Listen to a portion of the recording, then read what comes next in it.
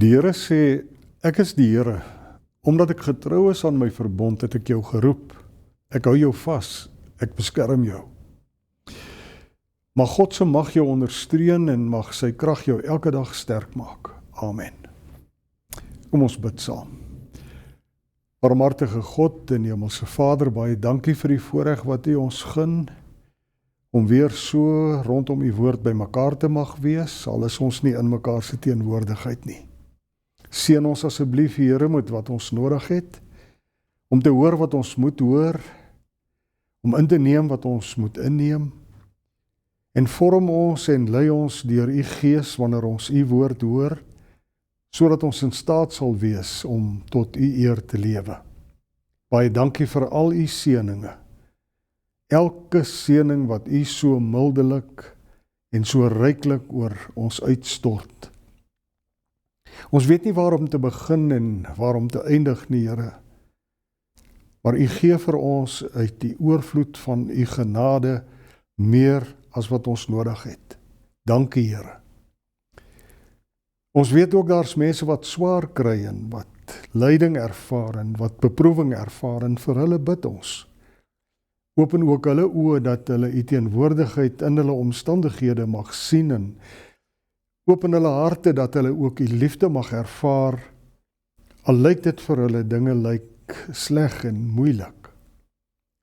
Troue God, wees ook met elkeen wat in hierdie tyd soekend is.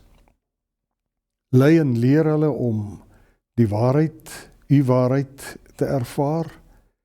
Geef vir hulle die vrede waarna hulle strewe. Help ons om ook vir hulle te help. Ons vra dit in Jesus se naam. Dankie dat U ons sonde vergewe het. Ons bid vir 'n wêreld in nood, 'n wêreld vol stryd, haat, oorlog, bloedvergieting, 'n wêreld van swaar kry.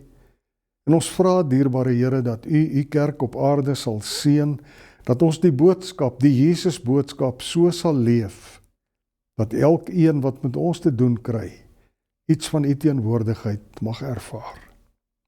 Hierdie dinge bid en vra ons in Jesus se naam, terwyl ons weet alles is genade. Amen. Laat my toe om voor die skriflesing net eers 'n kort stukkie agtergrond te gee.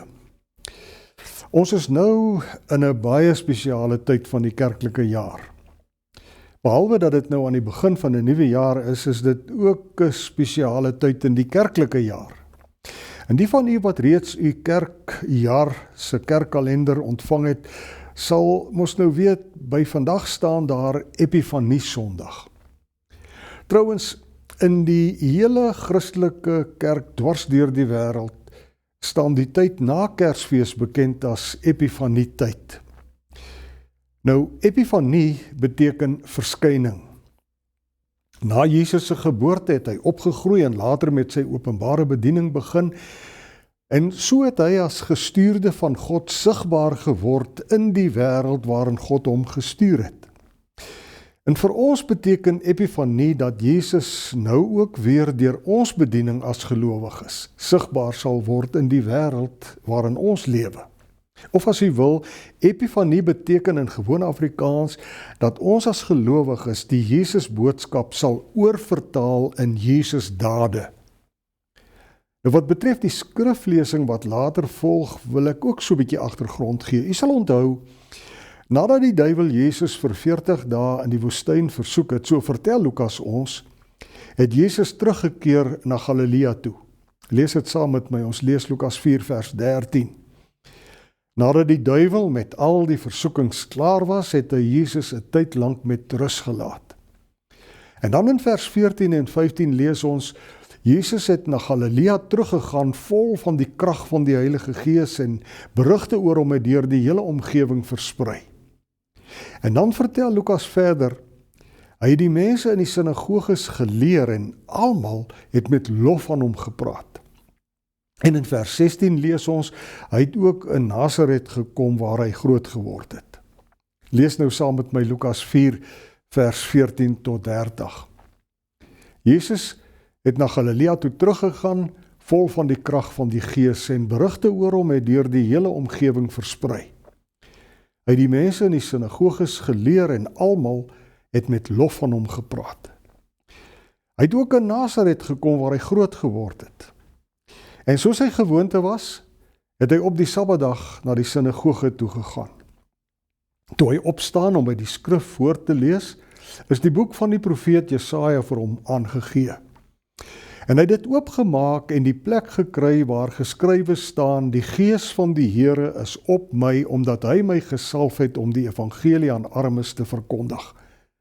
Hy het my gestuur om vrylating vir gevangenes uit te roep en herstel van gesig vir blindes, om onderdruktes in vryheid uit te stuur, om die genadejaar van die Here aan te kondig. Nadat hy die boek toegemaak en aan die amptenaar teruggegee het, hy gaan sit. Die oë van almal in die sinagoge was op hom gerig. En toe begin hy hulle toespreek, vandag is hierdie skrifwoord wat julle nou net gehoor het vervul. Almal het hulle instemming met hom betuig en was verwonderd oor die aangename woorde uit sy mond. En hulle sê, is hy dan nie die seun van Josef nie? Toe sê Jesus vir hulle, julle sal seker die spreekwoord aan my wil voorhou, geneesheer, genees jouself, en vir my sê, ons het gehoor wat alles in Kapernaum gebeur het, doen nou dieselfde dinge ook hier waar jy groot geword het. Maar dit verseker ek julle, sê hy verder, geen profeet word in die plek waar hy groot geword het aanvaar nie. Ek sê vir julle die waarheid. Daar was baie weduwees in Israel in die tyd van Elia, toe die hemel 3 jaar en 6 maande lang toegesluit was, sodat daar 'n groot hongersnood in die hele land gekom het. En tog is Elia nie na een van hulle toegestuur nie, maar wel na 'n weduwee in Sarfat in die gebied van Sidon. En daar was baie melaatses in Israel in die tyd van die profeet Elisa. Tog is nie een van hulle genees nie, maar wel Naaman die Syriër. Almal in die sinagoge was woedend toe hulle hierdie dinge hoor. Hulle het opgespring en hom uit die dorp uitgejaag en hom gebring tot op die rand van die berg waarop hulle dorp gebou was, om hom van die kraas af te gooi. Maar Jesus het tussen hulle deur geloop en weggegaan. Ons lees tot sover. Ons tema vandag is, ons moet die Jesus boodskap leef. Dit waarvan ons vanmôre gelees het, is een van die hartseerste dinge wat daar ooit met Jesus tydens sy aardse lewe gebeur het. Kom ons kry onsself net weer in die prentjie.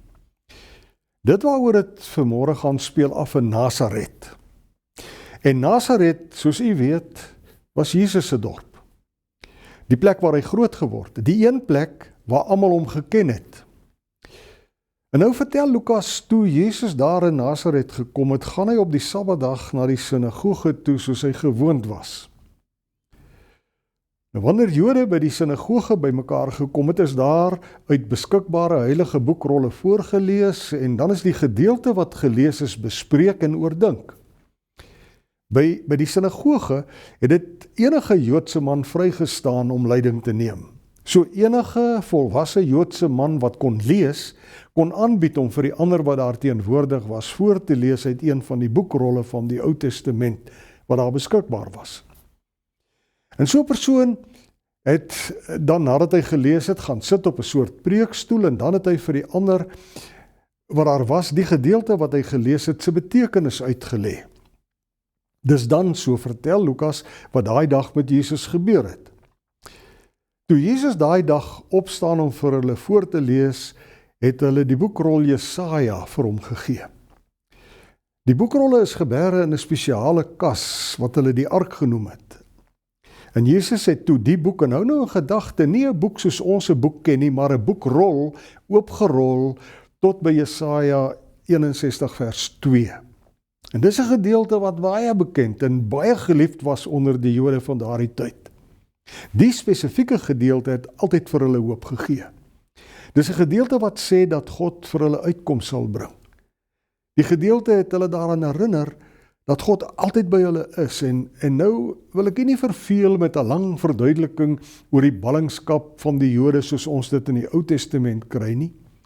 Maar laat my toe om net dit te sê. Hierdie gedeelte wat Jesus uit die profeet Jesaja voorgelees het, kom uit baie jare voor daai dag toe Jesus dit in die sinagoge voorgelees het.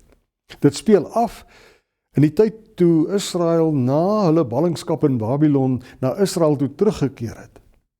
Maar al was hulle in Jesaja se tyd toe alreeds weer terug in hulle vaderland en dit nog verskriklik sleg en swaar met hulle gegaan.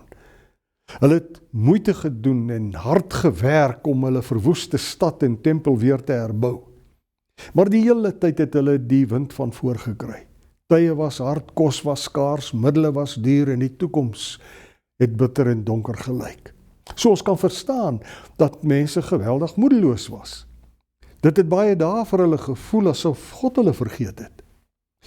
Maar toe juis in daai tyd, toe alles so swaar en moeilik vir hulle was, kom die profeet Jesaja en hy sê vir hulle, onthou altyd een ding, God is by julle. Julle moet vashou aan die boodskap dat God vir julle uitkoms sal gee. Julle moet weet en bly glo, God sal julle red, hy sal julle weer 'n magtige nasie maak. So jy sal verstaan, daai gedeelte uit Jesaja wat Jesus daai dag in die sinagoge voorgelees het, was deur alle jare vir die Jode by uitstek 'n boodskap van hoop, 'n boodskap van nuwe vryheid, 'n wonderlike boodskap van troos, verlossing. 'n Mens kan baie goed verstaan hoekom juis hierdie skrifgedeelte ook vir die Jode in Jesus se tyd so gewilde teks was. Want hulle het op daai stadium in Jesus se tyd baie jare na die ballingskap in Babylonië weer swaar gekry. Hierdie keer het hulle onder die Romeine gelei. So die Jode van Jesus se tyd het weer gesmag na uitkoms. Hulle wou graag weer 'n genadejaar beleef waarin hulle bevry kon word van die oorheersing van die Romeine en die uitbuiting en die vernedering wat hulle in Jesus se tyd weer ervaar het. So, nadat Jesus toe uit die boekrol van Jesaja se profesie gelees het, het hy dit aan die amptenaar van die sinagoge teruggegee en hy het gaan sit. Alle oë was nou op Jesus.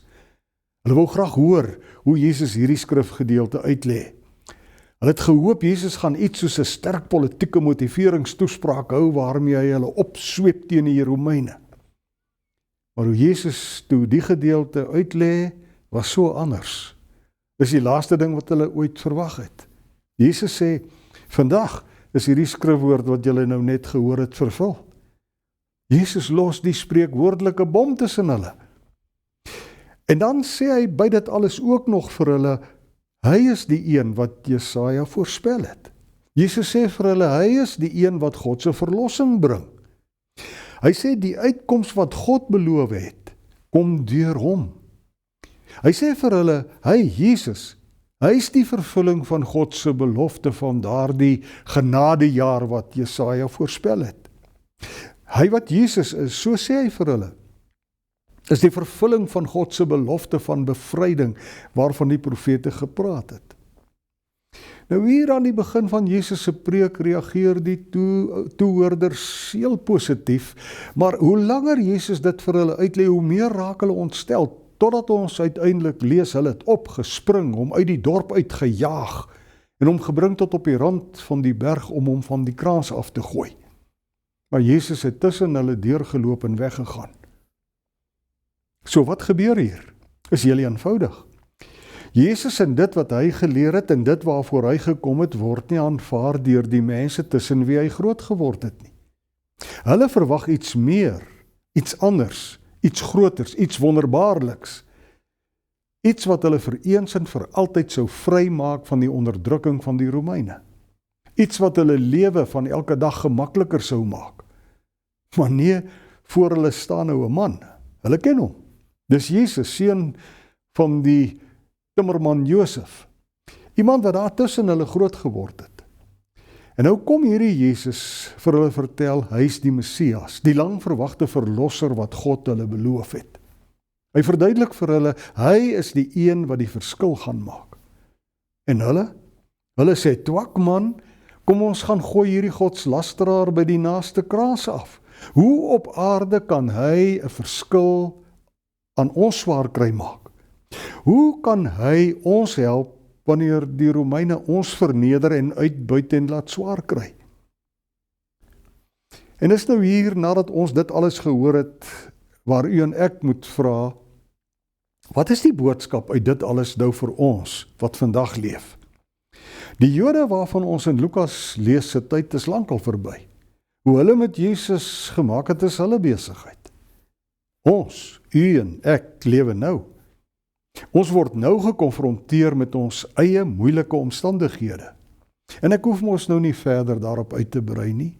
U weet waarvan ek praat as ek van ons eie moeilike omstandighede praat. So die vraag is, wat is die boodskap hieruit vir ons? Nou, vir ons is die boodskap soos die Jode in hulle omstandighede week na week op die Sabbat na die sinagoge gegaan het, om daar die woord van God te hoor en te oordink, so kom ek en jy vandag in ons eie omstandighede, Sondag na Sondag in die erediens by mekaar om die woord van God te hoor en te oordink. Sondag na Sondag loof ons die Here, Sondag na Sondag bely ons sonde voor God, Sondag na Sondag hoor ons van God se genade, Sondag na Sondag bid ons saam en soek ons 'n bemoedigende boodskap uit die woord van God. In kort, Sondag na Sondag beleef ook ons as ware dat Jesus ook voor ons kom staan. En ook vir ons sê, vandag is hierdie skrifwoord wat julle nou net gehoor het vervul. Maar wat ek en jy nou vir onsself moet vra is, ons weet nou wat het die mense van Nasaret gedoen toe hulle dit gehoor het. Maar wat hulle gedoen het is nie nou meer ter sake nie. Die groot vraag is nou, wat maak ons met hierdie Jesus? Word ons bemoedig en getroos wanneer ons sy woorde hoor? Aanbid ons hom beter wanneer hy homself so aan ons bekend maak? Maak sy woorde dat ons hom werklik volg? Soos om werklik in sy voetspore te loop en hom te dien deur te doen wat hy ons geleer het? Of probeer ons dalk ook om hom spreekwoordelik by die naaste kraans af te gooi? Die kraans van onbetrokkenheid, die kraans van ongehoorsaamheid, die kraans van draak my nie agtigheid, van onverskilligheid. Het jy al mooi gedink, waaroor gaan die Jesus boodskap, wat ons so goed ken eintlik? Wanneer ek die Bybel lees, is een ding vir my duidelik. Jesus het God se beloftes met sy lewe oorvertaal deur dit wat hy gedoen het. Jesus het God se beloftes omgesit in dade. Deur die dinge wat hy gedoen het, het hy gesorg dat daar vir ons hoop en uitkoms en verlossing gekom het. Deur wat hy gedoen het toe hy gekruisig is, maak hy ons wat slawe was van die skuld van ons sondelas vry van hierdie skuld. Hy maak elke jaar vir ons 'n jubeljaar, elke dag 'n jubeldag, want ons kan weet, maak nie saak wat op ons pad kom nie, hy bly God by ons. Hy laat ons nooit in die steek nie, hy is elke tree van elke dag se pad wat ons moet loop, saam met ons op pad na 'n heerlike toekoms, saam met ons hemelse Vader. Vandag is hierdie skrifwoord wat julle nou net gehoor het vervul. Epifanie beteken verskyning. En epifanie beteken dat Jesus nou deur my en jou manier van lewe sigbaar moet word vir die wêreld om ons. Of as u wil, epifanie beteken dat ek en jy dit wat ons van Jesus weet en dit wat ons van hom glo sal oorvertaal in die dinge wat ons doen. Ek glo u verstaan wat ek probeer sê. Maar hier moet ons onmiddellik ook diep eerlik oor ons eie lewe wees. En elkeen van ons moet vir onsself net een vraag vra. Vra vir jouself. Hoe lyk my vertaling van die Jesus boodskap? Bly dit dalk die meeste van die tyd maar net by mooi woorde, by goeie voornemens? Ons het ons almal nuwejaarsvoornemens, by leë beloftes, of kry ek dit reg om die woorde van Jesus so oor te vertaal dat dit gesien kan word in dit wat ek is en dit wat ek doen? Ek meen, Jesus het dit vir ons kom wees en doen. En nou is dit juis dit waarvoor hy ons geroep en gestuur het. Ons moet nou elke dag stukkie vir stukkie Bybelvertaling doen, om dit so te sê, wanneer ons die Jesus boodskap laat lewe deur dit wat ons is en doen. Net voor sy hemelvaart het Jesus gesê, onthou u, soos die Vader my gestuur het, stuur ek julle. Die een ding wat my fascineer in hierdie gedeelte wat ons vanmôre oordink het, is dat Markus ons vertel dat Jesus daar in Nasaret geen enkele wonderwerk kon doen nie. Onthou jy, ons het gelees, Jesus kon geen wonderwerk doen daar waar hy groot geword het in Nasaret nie. Behalwe so lees ons in Markus 6 vers 5, dat hy sy hande op 'n paar siekes gelê het en hulle gesond gemaak het. Matteus 13 sê dieselfde. Ons lees ook in Matteus van wie hulle ongeloof het hy daar nie baie wonderwerke gedoen nie. En het jy al ooit gewonder, hoekom nie? Soos ek die Bybel lees, is die rede eenvoudig. Die mense daar in Nasaret was so gewoond aan hom dat hy vir hulle eintlik niks beteken het nie. Sy woorde, hy self, het geen indruk op hulle gemaak nie. Ek wonder baie keer of dit nie ook die rede is waarom u en ek vandag ook maar min wonderwerke beleef nie. Het ons nie ook, om dit so te sê, te gewoond aan die Here geword nie? Ons ken hom ons al van lankal af. Ons hoor ons gereeld preke oor Jesus en so. Mag ek u vanmôre, ek wil sê uitdaag, nie uitnooi nie. Uitnooi is te sag. Ek wil u uitdaag met die raad wat Jesus se ma eendag vir 'n paar bediendes gegee het. Dit was by die bruilof te Kana, nie baie ver van Nasaret af nie. So vertel Johannes dat Maria vir die bediendes gesê het, wat hy ook al vir julle sê, moet julle doen. En toe die bediendes gewone water in die klipkanne gaan gooi, daar by die bruilof, en op Jesus se bevel van daai water gaan uitskep en vir die seremoniemeester gaan gee, toe gebeur Jesus se eerste wonderwerk. Gewone water word die beste wyn. My uitdaging is, neem Jesus op sy woord as hy sê, vandag is hierdie skrifwoord wat julle nou net gehoor het vervul. Neem die raad van Jesus se ma ernstig, en wat hy ook al vir jou sê, doen dit. En ek beloof u, u sal sien en ervaar hoe Jesus self wonderwerke doen. Want so verskyn hy tog deur wat hy doen in mense en aan mense en onder mense. Vertrou hom net, glo net. En onthou die betekenis van epifanie. Epifanie beteken verskyning. Epifanie beteken dat Jesus van Nasaret deur jou lewe en my lewe sigbaar sal word vir die wêreld om ons. Sodat die wêreld om ons nie net hoor nie, maar sien, die Jesus wat ons aanbid, lewe regtig. Amen. Kom ons dank. Here God, ons staan voor u met leë hande. Ons staan voor u in al ons gebrokenheid. Ons groot begeerte is om die Jesus boodskap so te leef, dat Jesus sigbaar word. Vir die wêreld om ons wat hom so nodig het. Maar u weet hoe dikwels ons faal. Hoe dikwels ons nie slaag om so te leef, dat Jesus sigbaar word. U weet hoe dikwels dit vir ons gaan net oor onsself en ons eie naam en ons eie eer. Vergewe ons, Here. Lei en leer ons deur u Gees, sodat ons die Jesus boodskap so sal leef, dat Jesus sigbaar sal word. Dat ons minder sal word en hy meer. Ons vra dit in sy naam. Amen. Die Here sal julle seën en julle beskerm. Die Here sal tot julle redding verskyn en julle genadig wees. Die Here sal julle gebede verhoor en aan julle vrede gee. Amen. Laat hier u seën ophel, u guns uit Sion wil bestraal, u wat beveel en dit geskied, wil hier u sien oral gebied. Laat hier u seën ophel, u guns uit Sion